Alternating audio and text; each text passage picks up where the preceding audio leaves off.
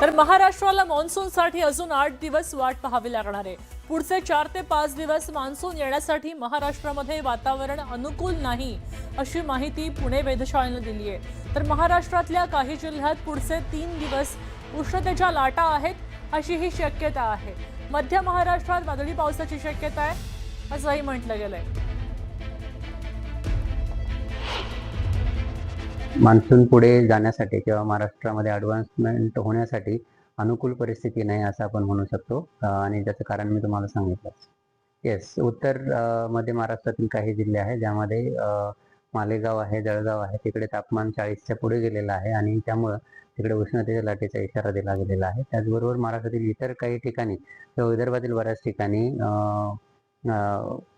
वादळी पावसाची शक्यता।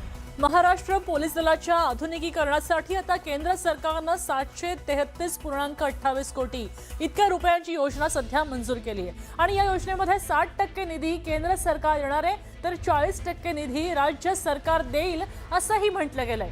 आता महाराष्ट्र पोलीस दलासाठी इतका मोठा निधी मंजूर केला आणि त्याबद्दल माननीय पंतप्रधान नरेंद्र मोदीजी आणि माननीय केंद्रीय गृहमंत्री अमित शहा यांचा मनापासून आभारी आहे, अशा प्रकारचं मत, सार्कास्टिक मत व्यक्त केलं गेलंय। सागरी सुरक्षा, ड्रग्ज विरोधी मोहीम, सायबर सुरक्षा, AI तंत्रज्ञान याचा अधिक वापर आणि त्याचबरोबर नागरिकांची सुरक्षा, अत्याधुनिक शस्त्र, वाहनं आणि अशा अनेक दृष्टीनं महाराष्ट्र पोलीस दल अधिक सुसज्ज करणं यातनं शक्य होणार आहे।